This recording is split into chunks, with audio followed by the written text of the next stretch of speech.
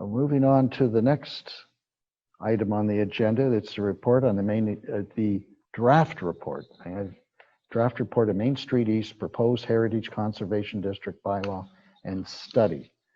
And Tanette, do you want to talk about that before we have any questions or comments? Sure. Sure. Through you, Mr. Chair, thank you.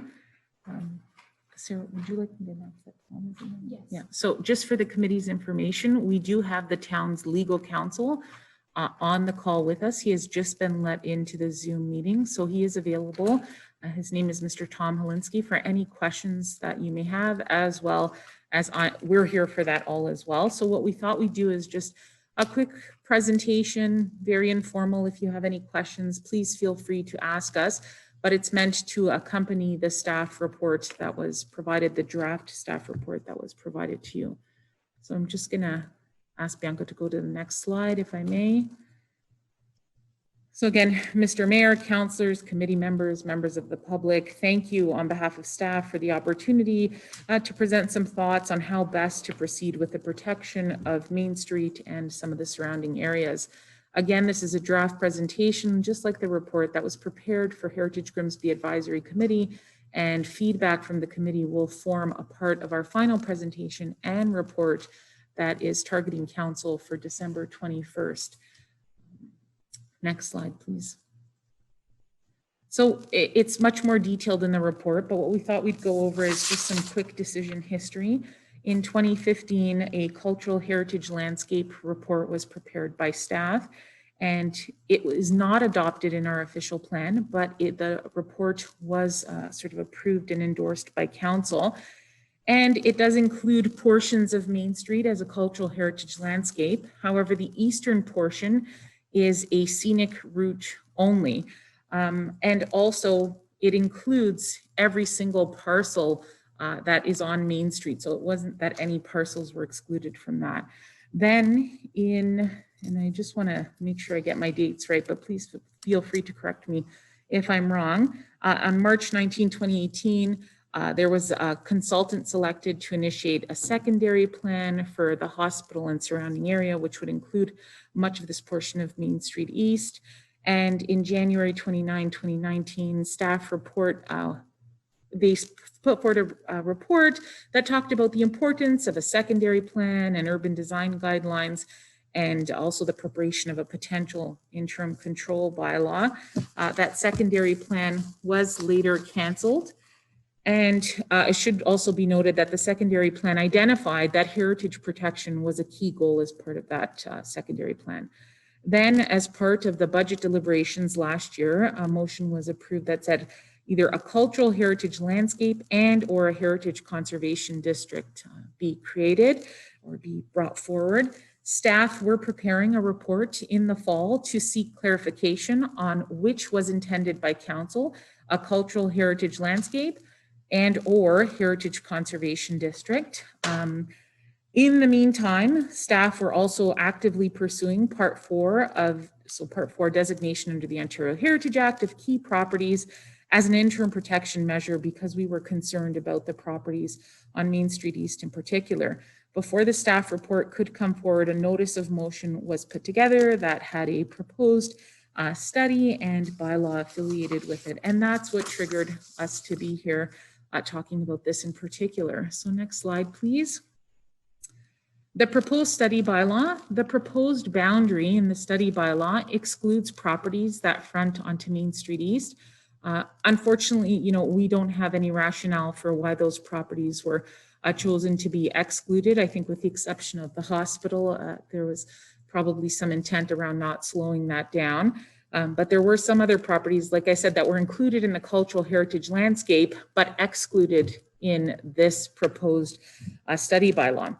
As we said, council endorsed the cultural heritage landscapes in 2015. The concentration of heritage buildings in the proposed study bylaw area diminishes significantly as you go towards the eastern boundary towards our town line. And there are some maps in the report that show that, and I believe even measure some of the distance. And while we acknowledge that public consultation is not required under the Ontario Heritage Act at this stage, we do believe that we need more robust and transparent public consultation. Otherwise, it can leave the public a little bit confused with what's going on. There are also some existing development applications in the queue that we believe sort of need to be addressed by the study bylaw. Some of them have submitted their own heritage impact assessments and saying that there are no heritage impacts. Those have been done by qualified heritage professionals, and so we need to consider those. Also, currently, as it's written, it doesn't allow for any changes. We had our chief building official and legal review the language, and they were of the opinion that it doesn't allow for any changes, even maintenance to your properties on the exterior. Also, as I said earlier, it can create a lot of community confusion. And one of the key things about the success of heritage conservation districts is community support. In fact, the ones that are the most successful and that take the least amount of time to implement is when the community is a strong champion. And community in particular, in this case, can mean the people who actually live in or own properties in the proposed boundary. If the study area is too large, our efforts kind of diminish, and focused efforts towards more sensitive areas can be diluted. So perhaps we need to reconsider the boundaries and really focus our attention to key areas. And also the study bylaw as written, the size of it, in our opinion, sort of the need for a bit more rationale on the boundary really opens up the town to potential appeals, which is concerning for us as staff. So we wanted to talk a little bit about heritage conservation districts. They are a useful tool and they can work well. They do require, as I said, very strong community support. They're most successful when that happens. Focused areas work best. And I understand that, when the bylaws put forward, the study can always narrow down the scope of that boundary, but for now we're working with what was put out there. And so it's really key to focus sort of the area of any future potential heritage conservation district based not only on our professional experience, but also on some benchmarking that we've undertaken for heritage conservation districts. On average, they're taking 5+ years to establish a district. Some can be sooner. They have a lot of support. Ones, in talking to our colleagues that didn't have that support, are on their 10th year and they still don't have a district in place. And in order to achieve that consensus, what often happens is HCDs, policies, and guidelines are challenged. And so they're reworked, and then often they get watered down, and you lose really what some of the intent of the Heritage Conservation District was. So we're just warning to sort of some potential pitfalls. Heritage districts can be appealed, and also districts require significant staff administration and can be perceived as onerous on property owners. So while we don't charge for heritage permits, changes will require heritage permits, heritage impact assessments, things of that nature. And I think the bigger the boundary gets, the more concerns we have that when you have areas, that don't have any heritage resources whatsoever, we need to really be careful on how we deal with those. Also, and this is in our field quite a lot, there's a lot of conversations, is that heritage conservation is generally under threat. We brought forward a copy of our report last time from the threats to Bill 108. Most recently, we attended a workshop held by the National Trust and some insurance companies in order to deal with COVID and rising costs are actually saying that they want to refuse to designate heritage properties. Now, of course, it's not just because of the designation, it's because of knob and tube and all the reasons that can be affiliated with older houses, whether they're designated or not. But one heritage professional said this is one of the greatest threats sort of in the conservation field. Beyond that, insurance for heritage properties. Oh, I'm sorry. Yeah, sorry if I'm mistaken. Insurance is a concern for heritage properties. So they're withholding insurance. Also, and interestingly, in the new provincial policy statements, the definition for cultural heritage landscapes identifies planning tools as a mechanism for preservation and protection, and not tools under the Ontario Heritage Act. And so our interpretation is that that means official plan, secondary plan policies, rather than Part 4 or Part 5 designation. On that note, many heritage professionals feels that the guidance documents from the province haven't been released, and yet we don't know how to navigate this new space of heritage. So much is up in the air with heritage that we're a little concerned, and that's why we want, and you could see through the staff presentation, we're recommending a series of tools instead of one tool, especially a tool that is right now under a little bit of flux, and some concerns are emerging from that. So what else should we or could we as a town and as a community consider? So in addition to or in place of a potential heritage conservation district, we could consider other tools. As we've been doing Part 4 designations and their adjacency policies can be effective, particularly as an interim measure. Next. We could adopt urban design guidelines. The region has existing ones, and they're meant for communities at the municipal level to adopt them. And they also have ones pertaining to Main Street and historic character areas that we can adopt again as an interim measure. Next.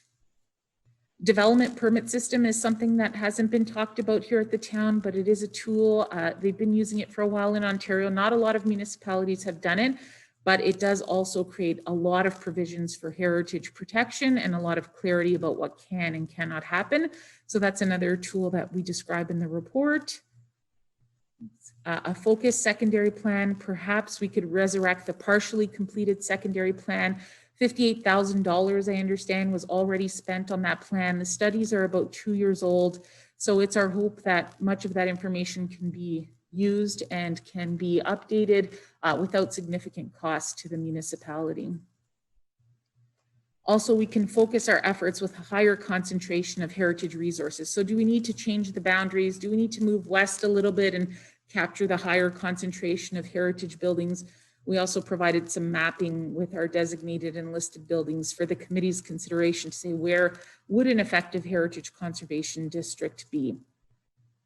Next. And I think the main message we're trying to get across is let's not only rely on one tool when there's multiple tools that could make sense for different areas within the study area and beyond. And we talk about that a little bit more as we go through the presentation.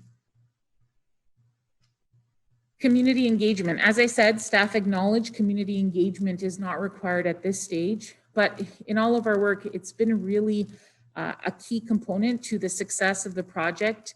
And so what does the community really want? Are we confident that we have all voices present at the table?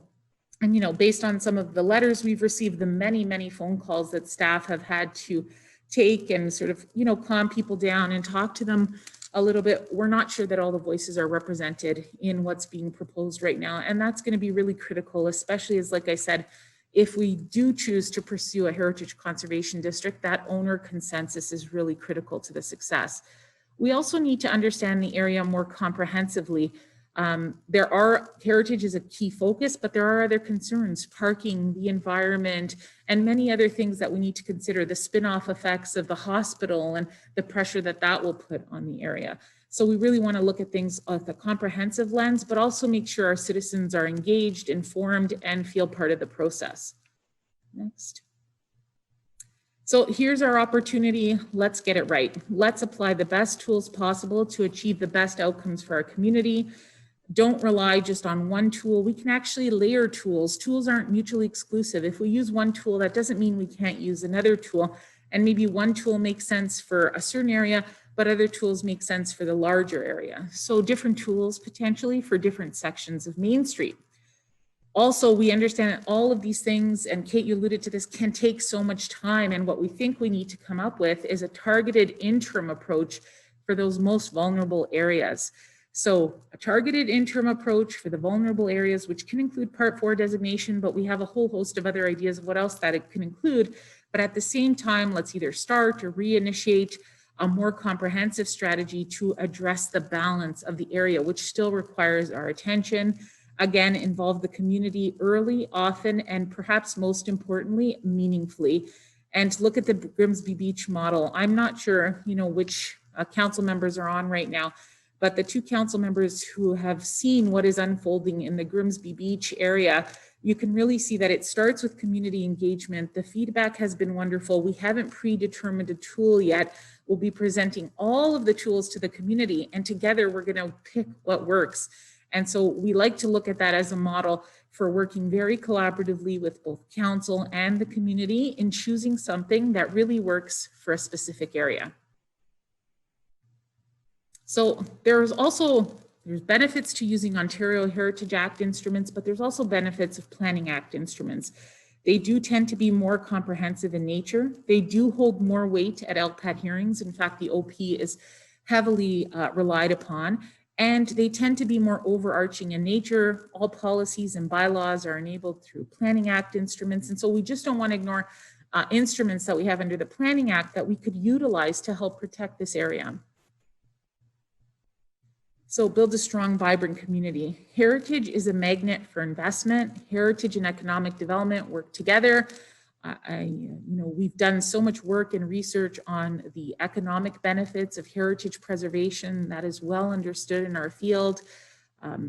I was part of a study for Heritage District Works by Professor Robert Shipley. So we know all the things about how wonderful heritage is.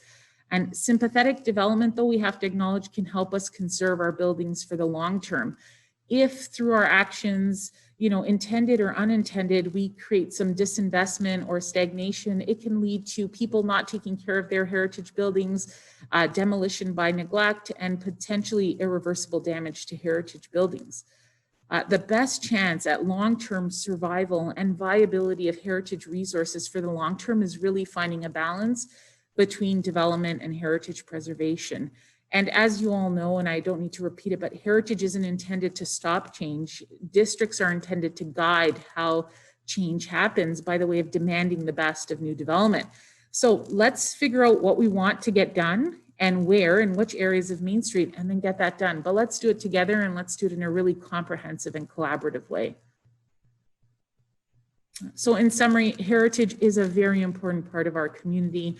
The proposed Heritage District Study Bylaw would benefit from further consultation and a bit more study and review. HCDs can be a good option when done well and on a strong foundation of community support within the proposed boundary. HCDs, though, can also take a long time, are subject to appeal, require significant staff administration, and any boundaries must have a strong rationale. Main Street East requires additional protection and policies above and beyond heritage. Urban design, which yes, some may be covered by the Heritage Conservation District, but public realm considerations, transportation, parking, environmental aspirations, etc. There are many tools available to us. So why limit ourselves to one tool? Why not utilize other and additional tools? The community, as I said, must be properly and meaningfully engaged. And let's give our heritage the best possible protection and greatest chance of long-term success. So more tools, not less. Finally, as I mentioned, we have our legal counsel on the line, and the town has received legal advice that an approach using multiple tools available to the municipality under the Ontario Heritage Act and the Planning Act, combined with a thorough public consultation process, is likely to produce the most defensible regime in the event of an appeal. And I think there's one more slide, which this is an excerpt out of our report. These are our staff recommendations, and it is a draft. We are here to receive feedback, but we've proposed two options at this point. So the typical that the report regarding the proposed study bylaw for proposed Heritage Conservation District for Main Street East be received, that the proposed study bylaw for a Heritage Conservation District in the Main Street East area not proceed at this time, that staff be directed instead to prepare an RFP for the retention of a consulting firm to evaluate the best possible options for the comprehensive planning of Main Street East. The RFP will call for comprehensive community engagement, evaluation of tools under both the Planning Act and Ontario Heritage Act, and the creation of an action plan to move the project forward. Upon the substantial completion of the initial study, staff can immediately prepare an additional RFP to execute the action plan endorsed by council, and that in order to deliver the project in an expedited manner, staff be directed to retain a project manager for this file. Alternatively, keeping recommendations 1 and 2, adding that it could be that staff be directed to conduct the community engagement to better understand what the vision for the Main Street East area, and that staff report on the findings of the community engagement to council at the end of Q1 and put forward a series of peer-reviewed options for a path forward, an action plan, and that staff prepare an RFP for the retention of a planning consultant to execute the action plan. That in order to deliver the project in an expedited manner, staff be directed to retain a project manager for the file. Again, these are draft, but there are initial thoughts on how we think the best way or some of the best ways to proceed can be. I think that concludes my presentation for the purposes of this evening. Very happy to take questions and receive feedback.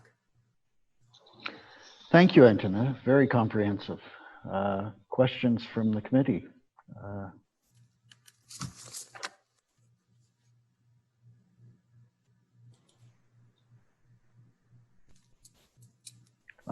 Kate, yes, go ahead.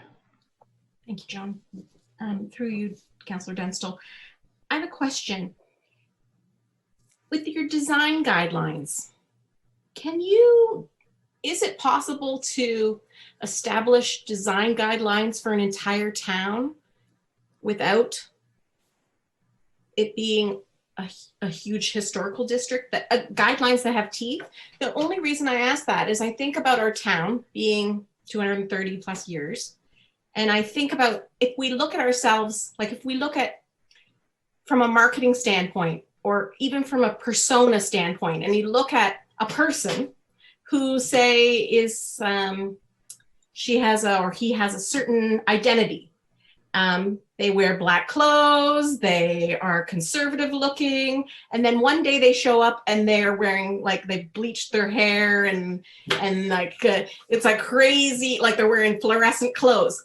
Like certain aspects of recent builds, like when I think of my identity of my town, the one that I surround myself with, I don't necessarily think of some of these modern new builds that we've had. I'm not saying they're wrong or anything like that, but I'm just wondering, is there a possibility of establishing, moving forward, design guidelines for, and figuring out what is our identity, who we are, and move forward like other towns have done, other historic towns have done. Like even Port Dover, about 15 years ago, Tim Hortons wanted to come into their town. They didn't have a Tim Hortons in the town. And they said, would you paint it? Would you design your Tim Hortons? Like everyone knows how strong the Tim Hortons brand is. Would you build a building that is baby blue and looks nautical? And they did. And so there's a nautical looking Tim Hortons in downtown because they followed the design guidelines of a seaside town, right? And I'm just wondering, is there even a possibility to establish these kinds of design guidelines for our town, parts of our town that might not be, like maybe, like this whole stretch, maybe it's not it included, maybe we streamline it, but could we, in the new builds moving forward, have design guidelines so they feel like they fit into the corridor, even though it's a little bit beyond the corridor we were trying to protect? Yeah, so through you, Mr. Chair, I'm happy to take that question. There's a series of things we can do. You can certainly adopt town-wide guidelines that say you should respect sort of the character that you're in, but guidelines are usually tailored to an area. Town-wide guidelines, though, can apply to drive-throughs and things of that nature to ensure, let's say, the drive-through isn't on the street side or things like that. But we would really recommend more area-specific design guidelines. And to your point about Tim Hortons, in a historic area in the previous community I worked in, Tim Hortons had to not follow their corporate standard. They built it entirely out of brick. It had very much a heritage feel to it. It had awnings. And we even, through strong urban design guidelines, had Shoppers Drug Mart deviate from their typical standard and give us something a bit more heritage. Bolton has been successful in doing this, and some communities have been very successful in getting sort of your big box retailers or your, Tim Hortons is Starbucks of the world, although Starbucks is a bit more flexible, to conform to town-specific design guidelines, in particular certain areas. So certainly an outcome could be that we have urban design guidelines that perhaps don't force it to look like heritage, but respect the symmetry, the window openings, the materiality of the heritage buildings, because you always want to be able to distinguish between old and new.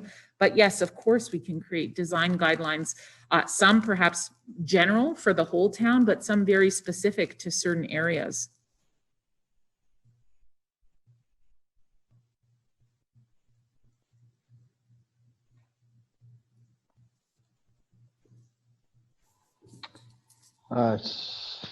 Seeing no further questions, do I have a resolution to receive this? Oh, Olia. Oh, there it is. Good. Go ahead, Olia. So I've just prepared something written just to kind of collect my thoughts as I read the report. I have several concerns with the staff report that Council's November 2nd motion to revert this committee's October 6th recommendation on the commencement of the Main Street East HCD study. In my reading of the report, I noted that there was a significant amount of airtime devoted to other alternatives rather than assessing the HCD study proposed in the original motion, which Council sent back for further consideration. The assessment was limited to questioning the study boundaries and the community consultation that went into proposing them. This staff report identifies only one of the 6 Council endorsed CHLs that encompass this area, which in my view do well to inform the proposed study area boundary. The commencement of a study spanning these CHLs is not the appropriate time to limit the boundary. Rather, it is the outcome of such a study that should inform the boundary of an ultimate HCD. To do so at this early stage would be premature. The report indicates that community engagement is needed to better understand what the vision for Main Street East area is. I submit to Council that it has already heard time and again from the community expressing its concerns with this area. I trust that councillors campaigned on prioritizing heritage because that is what the community expressed was of concern. Councillors have frequently expressed during their meetings that emails that they have received expressing about concerns and changes on the Main Street East area, and extensive community outreach in the form of an online survey informed the very composition of Council's strategic priorities. Make no mistake that there have been, I'm sorry, I lost my place. Make no mistake that we are at this juncture today because of extensive community engagement. A critical element of an HCD plan, should an HCD study propose one, is to provide a forum for continuing this dialogue and engaging the community to give it the opportunity to shape the future development and revitalization of Main Street East. Staff agree with the community and council that this area is in need of attention, yet there seems to be a clear disagreement about the best way forward. The report indicates it is critical that heritage preservation not be seen in isolation from other considerations, and attempts to resurrect the secondary plan study, which this council has already defeated in a decisive vote. The report does not highlight to council that a best practice of an HCD plan, if pursued after the completion of an HCD study, would encompass a broad range of urban planning and design matters, some of which include traffic, parking, signage, pedestrian realm, and other streetscape elements. This is exactly what the toolkit recommends in an HCD plan. You need to look no further than the downtown Oakville HCD to see that this type of framework is already a comprehensive tool. While an HCD is a comprehensive tool, I would also caution council that the report conflates many other urban planning and design considerations for Main Street East at the expense of a clear heritage-focused approach, which the HCD, if approved by council, would provide. In doing so, some rather expensive options are being proposed. Having witnessed the most recent budget approval process and the amount of community outcry at the increases that we were ultimately required to bear, I have concerns that these expensive recommendations, which cover much more than heritage conservation, will be misconstrued as justification not to support an HCD study. Instead of an HCD, this report recommends the pursuit of individual designations and indicates that heritage regions are sparsely situated along Main Street East. A recommendation to designate properties on a piecemeal basis does nothing to protect or enhance the CHLs themselves and is by definition an isolated tool. The fact that more heritage resources have not been formally identified by the way of the municipal register or the list of designated properties that were reflected in appendices 4 and 5 of this report does not mean that they don't exist. I would caution council that this inventory is a work in progress and is incomplete. Please consider that in the last 10 years, this town has designated only 14 properties in the whole of the town. Surely we can all agree that a pace of 1.5 or so properties a year is inadequate in the face of the pressure on this area.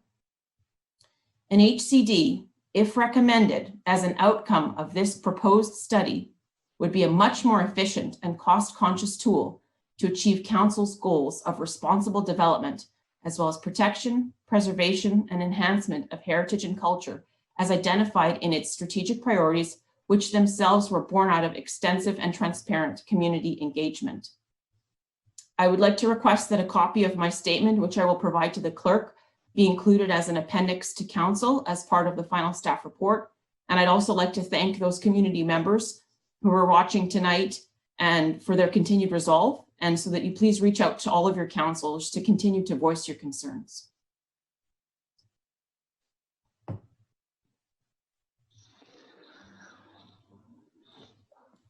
Councillor Bothwell. Thank you, and thank you, Chair. I also have written a statement because I sometimes find it's hard to remember what I want to say, and I would appreciate your indulgence. I hope I don't go too long, but some of the reference might take a bit of time.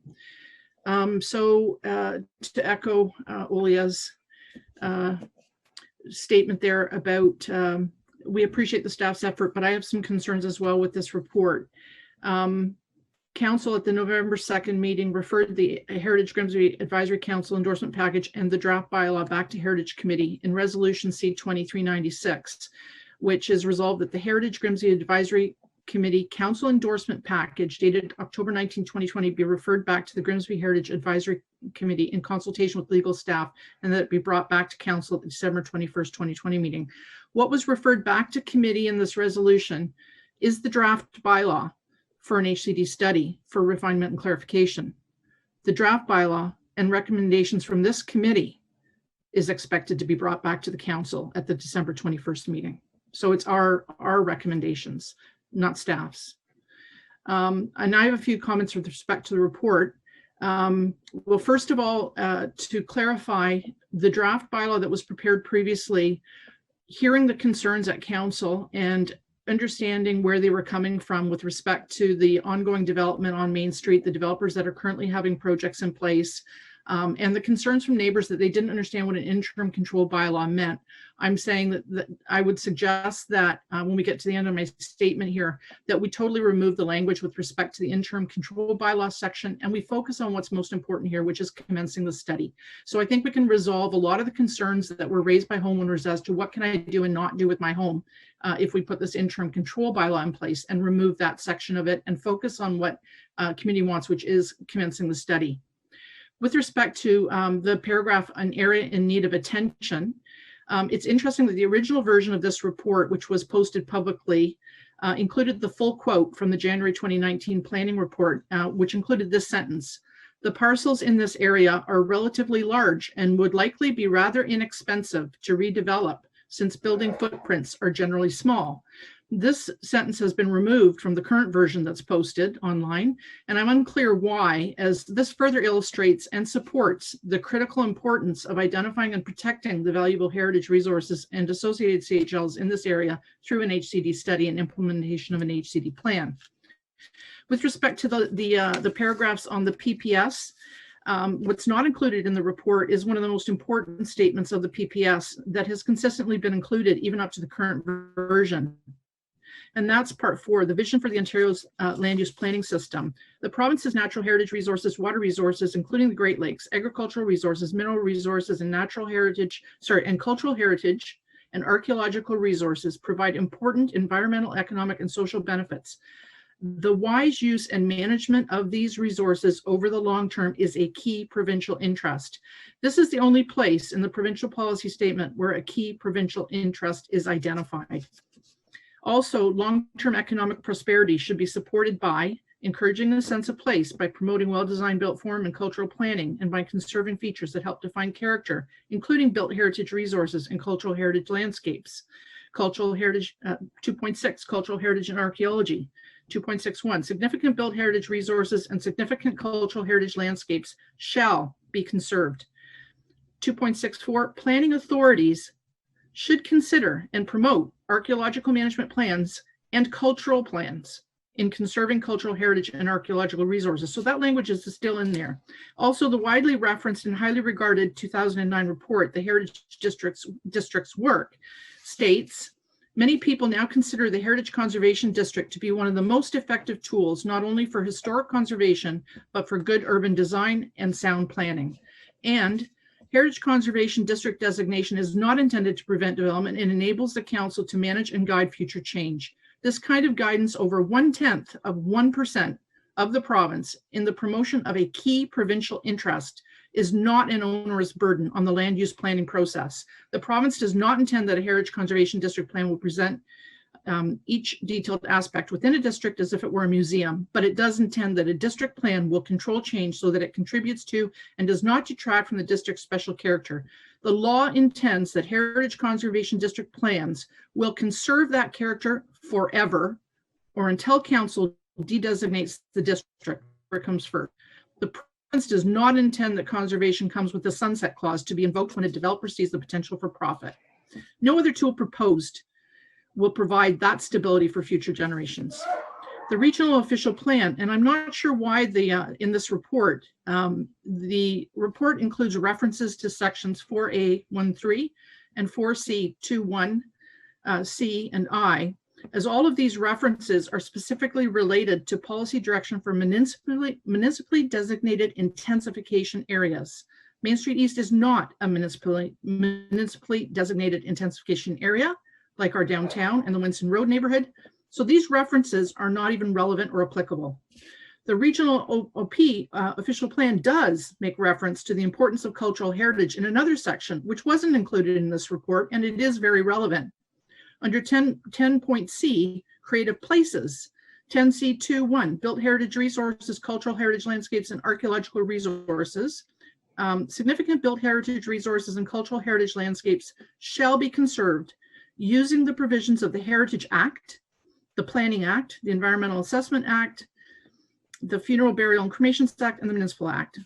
And then policy 10C2.1.2, the region shares an interest in the protection and conservation of significant built heritage resources and encourages local municipalities to develop policies to protect and conserve locally significant built heritage resources and to utilize its authority under the Ontario Heritage Act to designate individual properties, cultural heritage landscapes, and heritage conservation districts that are of cultural heritage value or interest. The tool also suggested in the report, which is the development permit system, and which is interesting because the government introduced development permit systems in 2007 to change the way municipalities do planning. This report doesn't note that the development permit system was revoked and replaced with the community planning permit system in 2016. So that they're very similar, but there is a few things that are different and of serious concern at this time. The community planning permit systems, which is the replacement for the DPS, rolls the any zoning bylaw amendment, minor variances, and site plan approval all into one permitting system. The intent was to speed up the development process, which it does, of course. What it did take away, though, was the rights of the public to be informed and to provide input on specific developments in their neighborhood once the DPS bylaw was in place. Most often, all planning decisions and permit approvals are delegated to planning staff, so very little would even come forward to council for review or approval. No further public engagement would be required for new developments or redevelopments in your neighborhood. It would just happen. Understandably, development permit systems, or CPPSs, have not been widely embraced. Only 3 small municipalities have adopted them, and the city of Brampton, which Antonetta, I'm sure, is very familiar with, There's Lake of Bays, Carlton Place, and Gananoquay. And they've used these DPSs mainly for their shoreline development management with respect to cottages and boathouses, or in place of a comprehensive zoning bylaw.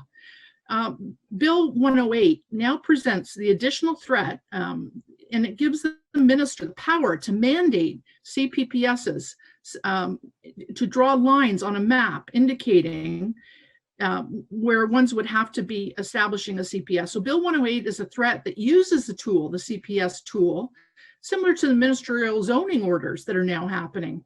So there's a real risk with what Bill 108 is bringing forward with respect to CPPSs, and I'm not comfortable with that. It's also noticeable that only 4 municipalities have enacted them out of 444 municipalities since 2007.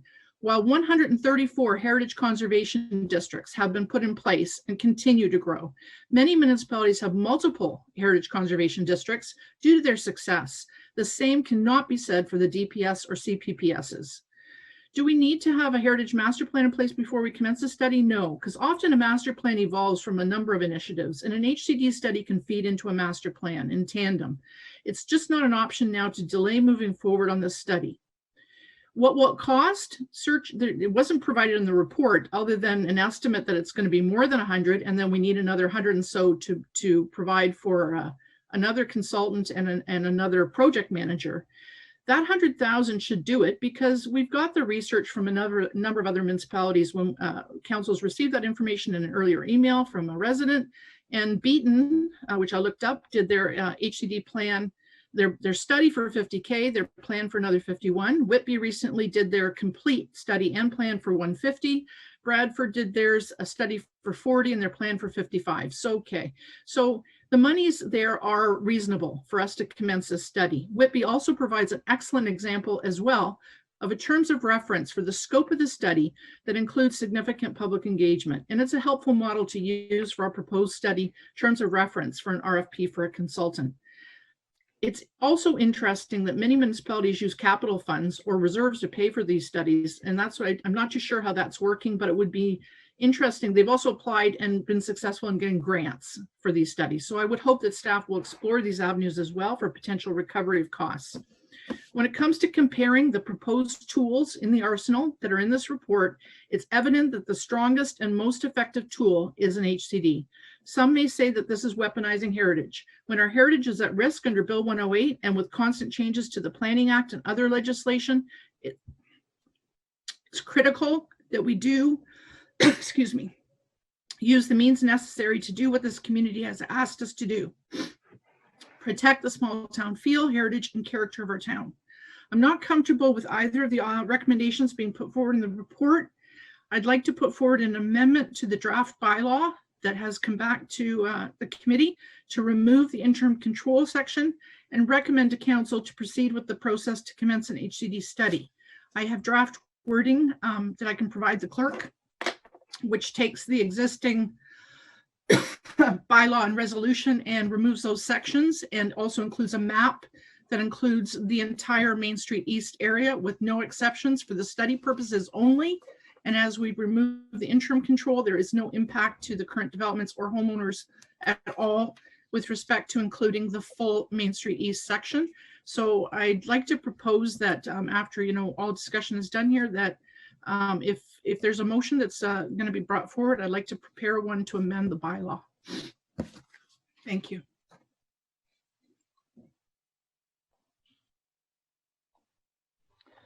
Thank you, Councillor Bothwell. If I might ask you a question, you have things well prepared there. You've written it all down. Could you go back to the beginning and explain the first part of your comment about how this resolution came back to the Heritage Committee? I just want to make sure we're clear. So actually what I did was I went back to the motion in the council minutes, and it says that council at the November 2nd meeting referred the Heritage Grimsby Advisory Committee the council endorsement package and the draft bylaw back to Heritage Committee. The resolution was C-2396, moved by myself, seconded by Councillor Frake. Resolved that the Heritage Grimsby Advisory Committee Council endorsement package dated October 19, 2020, be referred back to the Grimsby Heritage Advisory Committee in consultation with legal and staff, and that it be brought back to the council at the December 21st, 2020 meeting. Good, That- okay, yeah, that's clear. So it's the bylaw, It's in consultation with staff and legal, okay. but it's the bylaw that was supposed to be brought back to us. And that's in this report, and that's why I'm asking to amend the bylaw to be returned to council. Can we get legal to weigh in on this too, please? Tom, you're here, you're listening away. I am. Good evening. Yes, I'd sure like to hear what you have to say.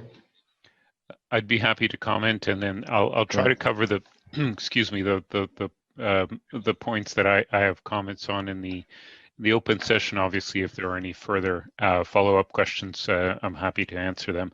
I know that the two statements will be provided to the clerk, which I think is going to be very helpful, certainly to me and to staff in fine-tuning the report. As Antonetta was indicated at the outset, it is a draft report. It was certainly intended to reflect the resolution, but we've received, I think, a lot of useful feedback. I also think that having an amendment or a revision to the proposed bylaw, assuming that committee votes to adopt that, will allow us to fine-tune the analysis. It does change fairly substantially portions of the bylaw and therefore the effect. I would add a few comments just at a high level, if I might, in terms of the community permitting system, or the DPS.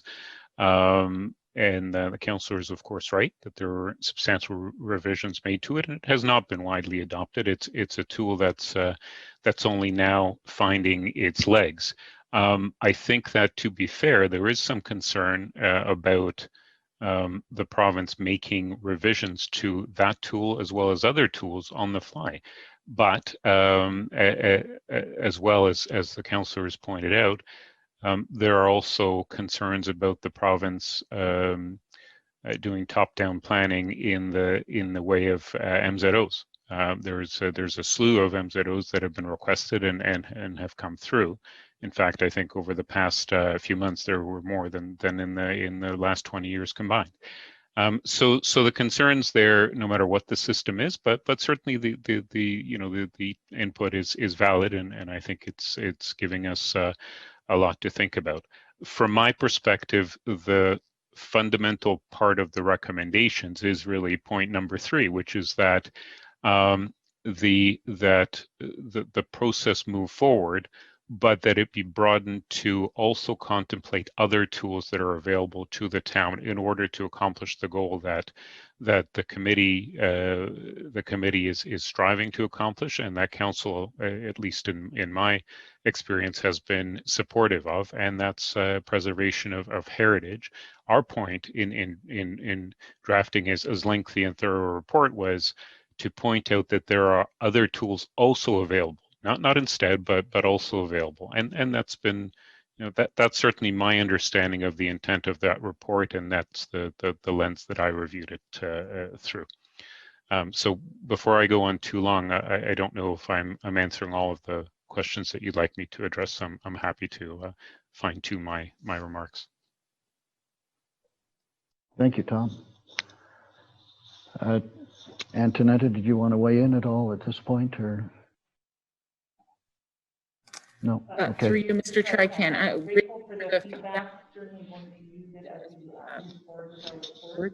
But I think, to be clear, we are very clear, an HCD is a tool that we're saying can be effective. We're not recommending that we don't use that. We're saying, let's pair the HCD with another tool and look at the larger area as well. So I just wanted to emphasize that for the committee, and I hope that came through, and just very grateful for all the comments, and we'll work with all of that in our future report to council.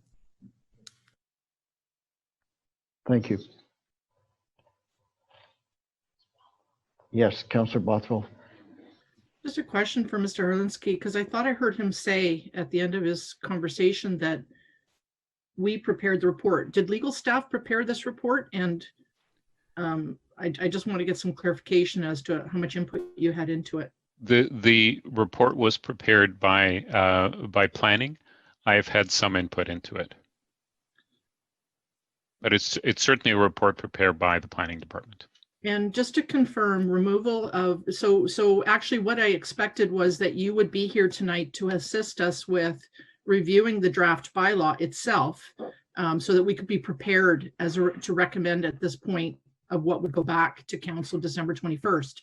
So that's why I'm hopeful that we're at a point, if this motion goes forward to be amended, I want to just clear with you that removal of the interim control bylaw would, and just putting in the language with respect to commencing the Heritage Conservation District study would resolve a lot of the ongoing concerns and would be an appropriate way to move forward if we so choose, if the committee so chooses. Through the chair, in answer to that question, and without obviously disclosing any of the discussions that properly belong in closed session, I know that from my perspective, the removal of the what we've come to call the interim control bylaw aspect, so the 40.1, section 40.1 aspect of this, does resolve a number of the issues that I've understood to be of concern, both to staff and to certain members of the public that we've heard from. There are, substantial portions of the bylaw that remain that can be fine-tuned. It's difficult to do that on the fly. I was not, as you know, aware of the amendment coming forward, but we can certainly undertake to review the rest of the bylaw and fine-tune it to ensure that it meets what we understand to be the intent of the committee to bring it to council. Thank you. So I just actually sent it to the clerk, Bianca, and the staff member, our committee members with the amendments to it. I don't want to see this delayed any further. I would like to see this go to December 21st. So I would like to see if there's an opportunity for you to review this wording, because you've had this bylaw now for a while. So I've struck out the sections that I believe are controversial. I've amended the map to include the entire Main Street East area. And I appreciate if you have an opportunity, if we even have to take maybe a 10-minute break, I would ask for you to review that and come back with your opinion as to whether the wording of this bylaw would now be suitable to move forward to council, the way that it's worded.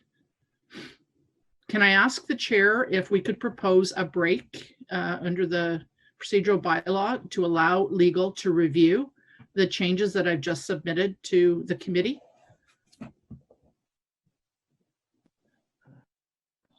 You will take a 10-minute break. What time is it? It's, yeah, we'll come back at 8 o'clock. Thank you.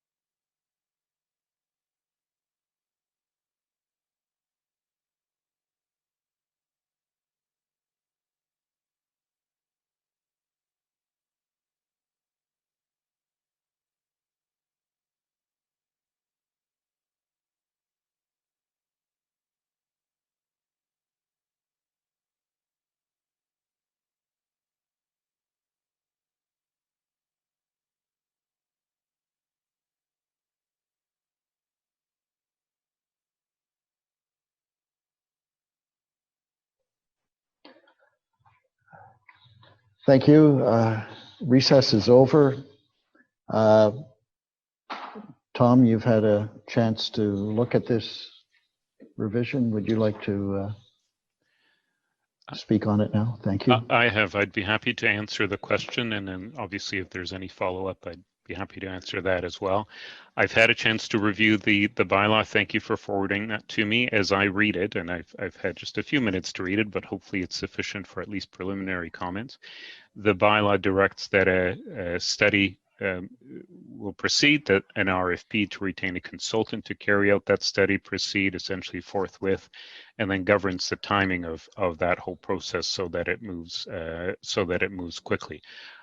Based on what I've seen, I don't see issues with that bylaw moving forward. I note, as was indicated before, that it removes what we've taken to call the interim control bylaw component, so the section 40.1 component. These are preliminary comments, so there may be a bit of fine tuning that we may still find in the bylaw, but I don't think there'd be any substantive changes that I would see to recommend in the wording. I know that based on the comments this evening and the 2 statements that I take it will be provided to the clerk, staff and I will go back and revisit and revise the report and have it focus on the bylaw as revised, assuming, of course, that committee endorses that.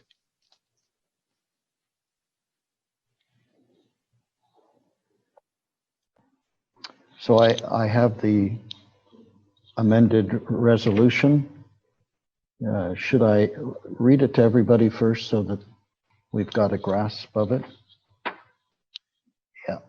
So we resolved that the Heritage Grimsby Advisory Committee receive the draft report, Main Street East Proposed Heritage Conservation District Bylaw, and study, and whereas in section 40.1 of the Ontario Heritage Act, RSO 1990, authorizes the council of the municipality to undertake a study of any area of the municipality for the purpose of designating one or more heritage conservation districts.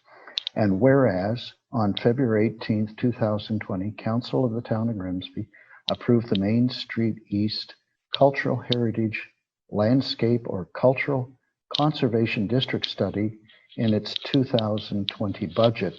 And whereas the Heritage Grimsby Advisory Committee provides council with advice on identifying, conserving, and promoting heritage within the town of Grimsby, and whereas the Heritage Grimsby Advisory Committee deems it desirable and expedient to initiate a heritage conservation district study, now therefore be it resolved that the Heritage Grimsby Advisory Committee formally submits to the Committee of the Whole the attached draft bylaw recommended for approval, designating Main Street East Heritage Conservation District Study Area in accordance with section 40.1 of the Heritage Act.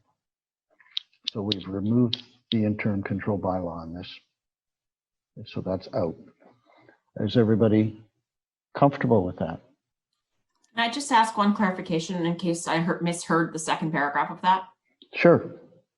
I believe you read, and if you could just confirm that the second paragraph reads, and whereas on February 18th, 2020, Council of the Town of Grimsby approved the Main Street East Cultural Heritage Landscape or Heritage Conservation District Study in its 2020 budget? That's what I have, yeah. So if I Okay, thank didn't you. read it, yeah. Anyhow, that's correct. Councillor Bothwell? Thank you, Chair. I just want to clarify that what you read was like a cover to the bylaw, and that the bylaw draft that I sent through to members will be attached with the map.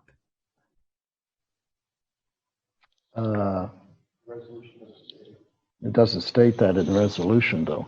No. Because the draft bylaw is what I expected was the draft bylaw as I submitted to you would be amended to be included. We haven't got that, clerk. Because what you Oh, came we're- back okay. with is Yeah, not I know. I sent you. Yeah, there's no bylaw attached to it today. Because what I sent you by email is not what you just read.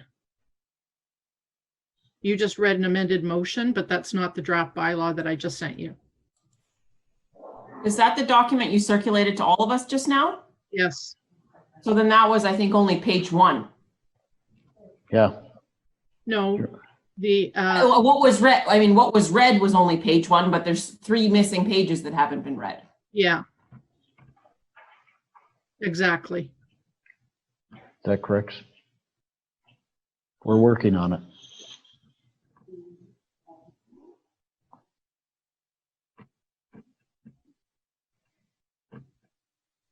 So, yeah, the draft bylaw is what Tom read.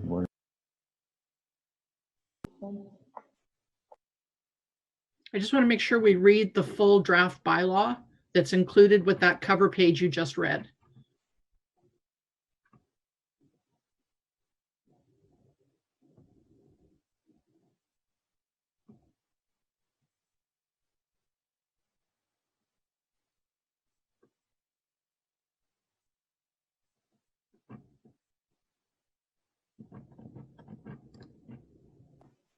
The clerk is going to read it because she's got it on her screen. Thank you. So, do you want me to read it from the beginning? Yes, yes, please. Okay, sure. Whereas Section 40.1 of the Ontario Heritage Act authorizes the Council of a municipality to undertake a study of any area of the municipality for the purpose of designated one or more heritage conservation districts. And whereas Council of the Corporation of the Town of Grimsby approved the Main Street East Cultural Heritage Landscape or Heritage Conservation District study in the 2020 budget. And whereas the area known locally as Main Street East and identified on Schedule A attached to this bylaw includes a collection of residential, commercial, and open space properties that together represent a significant cultural heritage landscape in Grimsby. And whereas the purpose of a heritage conservation district study is to examine the character and appearance of an area to determine if the area should be preserved as a heritage conservation district, and to consider and make recommendations with regard to the establishment of a district plan to guide changes to properties located within the district. Now therefore be it resolved that the Council of the Corporation of the Town of Grimsby hereby enacts as follows. 1, the town shall undertake a Heritage Conservation District study of the Main Street East Heritage Conservation District study area in accordance with the requirements of the Ontario Heritage Act for the purpose of examining the character and appearance of the area to determine if the area or any part of the area should be preserved as a Heritage Conservation District, and to make recommendations with respect to the content of a Heritage Conservation District plan.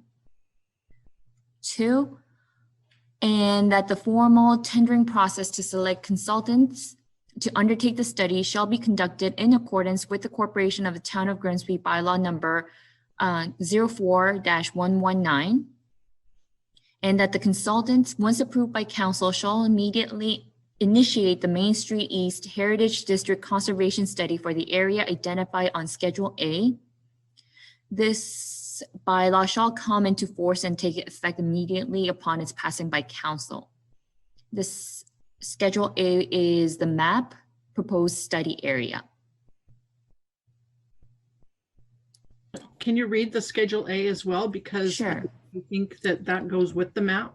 Sure. The proposed study area is comprised of all lands and properties with frontage onto Main Street East between Robinson Street to the west and town's eastern limit, and that are within the cultural heritage landscapes identified along Main Street East in Grimsby's special places, town's documents, and endorsed by council in 2015, which includes Queen's Lawn, area of heritage resources and scenic character, neutral Indian burial ground, Grimsby Main Street East, Park School Scenic Highway Heritage Route, Grimsby Main Street Scenic Highway Heritage Route, Hamilton, Grimsby, and Beamsville Electric Railway, and Old Number 8 Highway, First Nations Trail, HG and B Railway.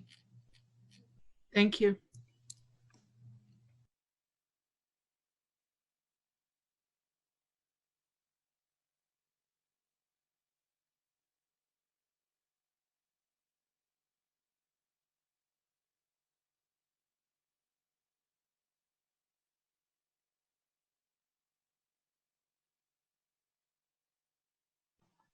Good. So just one question, Councillor Bothwell, is the mapping still the original mapping or has that been revised? The map's been revised to. The map's been revised. So it says all properties facing onto Main Street? It says all, That's what, well, read the motion again. It says all lands and properties with frontage. all frontage onto Main Street. Okay. And that's how the map reflects that. If staff have a chance to further review the map prior to council, and if they indicate that the GIS or the mapping is not comprehensive, the intent is that all lands and properties with frontage Okay. in between be included. And if it means that they modify the map, then I can certainly give them a version of it, or I'm sure they have the capability to amend it if it needs to be. Okay, so let me get a mover and a seconder for this resolution, and I'll read it again and indicate that the bylaw was read by our town clerk, which corresponds with the resolution. That makes sense? Thank you. Yes. Okay, so I need a mover. Can I move it? Yep. Thank you.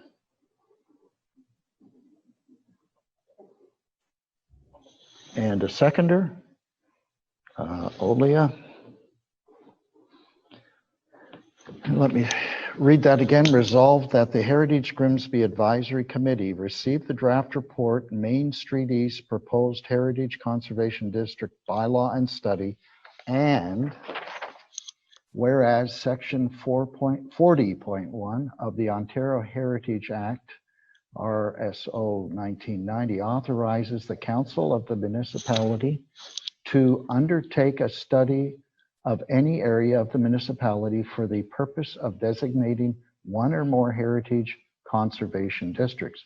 And whereas on February 18th, 2020, Council of the Town of Grimsby approved the Main Street East Cultural Heritage Landscape or Heritage Conservation District Study in its 2020 budget. And whereas the Heritage Grimsby Advisory Committee provides council with advice on identifying, conserving, and promoting heritage within the town of Grimsby. And whereas the Heritage Grimsby Advisory Committee deems it desirable and expedient to initiate a heritage conservation district study. Now, therefore, be it resolved that the Heritage Grimsby Advisory Committee formally submits to the Committee of the Whole the attached draft bylaw recommended for approval, designating the Main Street East Heritage Conservation District Study area in accordance with Section 40.1 of the Heritage Act and the corresponding bylaw that was read by our town clerk.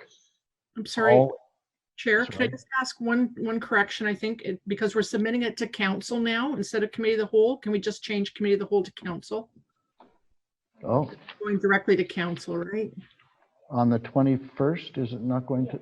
No, Oh, it is going to council on the 21st? Okay, so just instead of correct. committee, we'll just. use yes, it. yes. Good, Thank good point. You're right. I'll read the corrected paragraph if that's okay with everybody. So that now therefore be it resolved that the Heritage Grimsby Advisory Committee formally submits to council the attached draft bylaw recommended for approval, designating the Main Street East Heritage Conservation District Study area in accordance with Section 40.1 of the Heritage Act. All in favor? And that's unanimous. Thank you. That's carried.